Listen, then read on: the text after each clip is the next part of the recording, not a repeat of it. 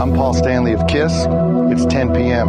Do you know where your children are? I told you last night, no! You're listening to your source for pro wrestling talk. For those that are unaware, my name is Fuego del Sol. Yeah, I actually used to wrestle for Ring of Honor before I signed with WWE. You know, that name that you just named, I've never had a one-on-one match here in Impact Wrestling Games versus Swan. This is Third League. World Women's Champion for NWA. I'm the first ever Mexican-born wrestler to hold this title. This is the first time someone's introduced me as the Monster Hunter outside of a wrestling show. His psychology was completely different, and it was more lucha style and Japanese style, so I got two completely different kinds of training. This is Wrestling Radio. Well, this week it is just going to be all wrestling shows. Welcome into the program. You know, we always try to give little bits and tidbits and pieces from around wrestling, but two big shows back-to-back. Friday night, Supercard of Honor from Ring of Honor. Saturday, AEW All in Texas. We've got to jump into it. First, from the Esports Arena in Arlington, it is Ring of Honor Supercard of Honor. Hechicero and Rocky Romero, Hechicero and Michael Oku would start what, you correctly described as a Supercard of Honor that felt like an old Supercard of Honor. It felt like a Ring of Honor show. Yeah, it had that feeling, the Ring of Honor feeling, which I tell you about this before the show and stuff, or maybe I just said it to you, but they need the feeling back somehow, and this show made me feel like they are trying to start that path, because it was just pure wrestling, but it was good wrestling. It wasn't just indie wrestling like the TV shows have been. You know? Yeah, no. It was started off, like I said, with that international dream match, Hechicero, Michael Oku.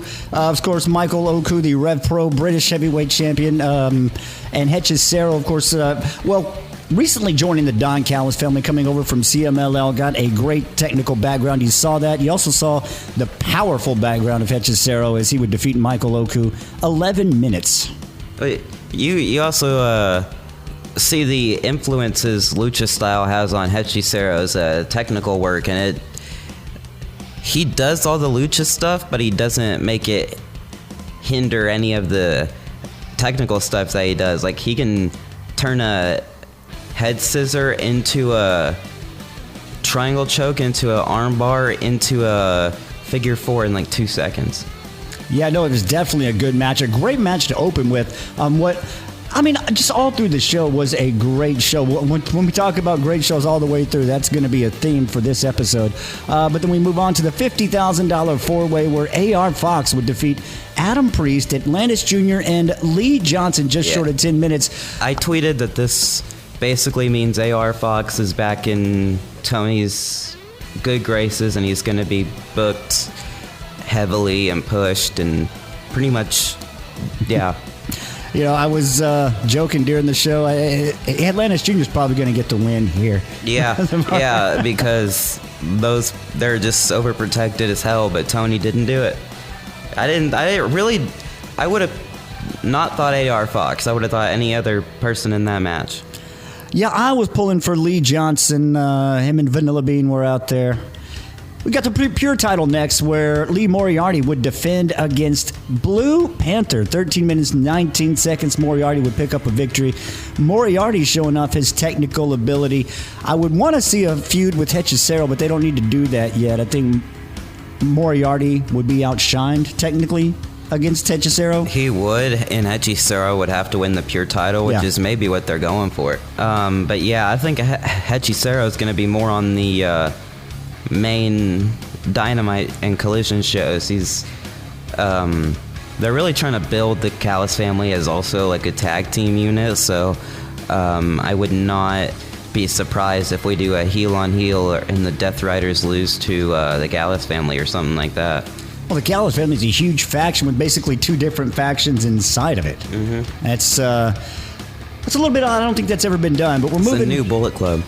Well, I mean, Bullet Club, when they broke up their factions, they were like at war with each other. Even like, we talk about now House of Torture and More Dogs. I mean, House of Torture is out of Bullet Club now because of that. I mean, this is something we haven't seen before. Maybe it's going that way, but I don't know. We'll see where that goes, or where that leads to. But the Ring of Honor World Tag Team title was next. And, well, it would feature two guys that we would see a lot of over the weekend. Dustin Rhodes and Sammy Guevara. They would defend their titles against the Infantry, Carly Bravo and Sean Dean. Now, I thought Shane Taylor Promotions would pick up the win, as Lee Moriarty just defended the Pure title in the previous match. I thought, okay, he defends the Pure title. Infantry gets the tag titles. Shane Taylor Promotions tries to take over as the main faction in Ring of Honor. It did not go that way. That was not the plan. I think they knew from Friday that Adam Cole was hurt. It could have been a decision that was made on Saturday, but I think they knew before. I think they wanted to give Dustin his flowers in Texas, and I think that they had planned to have that four-way and have Dustin win it for Texas. Well, thank you for spoiling for a little bit earlier, but we're talking about Ring of Honor. We do that every week. That's the point. Yeah, Dustin Rhodes, Sammy Guevara would get the win. 15 minutes, 4 seconds in this one. And the World Television title was next. Nick Wayne out with Mother Wayne alone. He would defeat Titan, 16 minutes, 11 seconds. It was a good match. I was expecting something more, but it was a good match all around. I feel like him coming out with just Mother Wayne is kind of a spoiler. It was foreshadowing. Yeah, it was foreshadowing for the next night. It definitely was. But yeah, like I said, it was a good match. I expected a little bit more, but I don't know how much time they had to actually discuss anything about it. I honestly thought Nick Wayne could have lost the title. Yeah. But yeah, no, like I said, when I say it was a good match, but I was expecting more, I don't want to say that I'm knocking the match at all, because it is a really good match. But moving over to the interim Women's World Television title, this is something we would unfortunately see another time throughout the weekend. Red Velvet had to step away. She was not medically cleared. So they put together a four-way to crown an interim Women's World Television title, and Mina Shirakawa would defeat Miyu Yamashita, Persephone, and Yuka Sakazaki. I was really thinking they were going to give it to Yuka Sakazaki. She looked great in this match, and I said this during the match, and I'm not trying to hit on anybody, but it's a fact that Japanese women, either if there's a miscommunication or if they're just hesitant, they don't wrestle too well against someone who doesn't know Japanese. And I think having 3 of the 4 competitors in here knowing Japanese and wrestle Japanese style, that really boosted it. And people didn't really care for this match, but when when the match started, people were going crazy because of how good it was. No, yeah, definitely they drew people into the match as it went on. Once I saw the lineup, I thought Mina Shirakawa was going to win. As a dark horse, I did too, but I thought, like, as the match was happening, that it could be Yuka. Maybe they'll do it audible, or maybe they were going to give it to her anyway. Well, see, as a dark horse, I was thinking Mina gets to win, but as a dark horse, I was thinking Persephone to kind of further solidify that relationship with CMLL, as it's new and budding, whereas I don't want to say new and budding, but newer relationship than the New Japan relationship that Tony's had. I thought about that, but I think they want to at least get it on someone that the fans know, and have Persephone build up some fan kind of hype. But so it had to be someone the fans knew. The fans don't really know Miyu Yamashita, but they will eventually. And I was thinking it had to be either Yuka or Mina, but Mina is the most known, so I think they just went with the safe bet.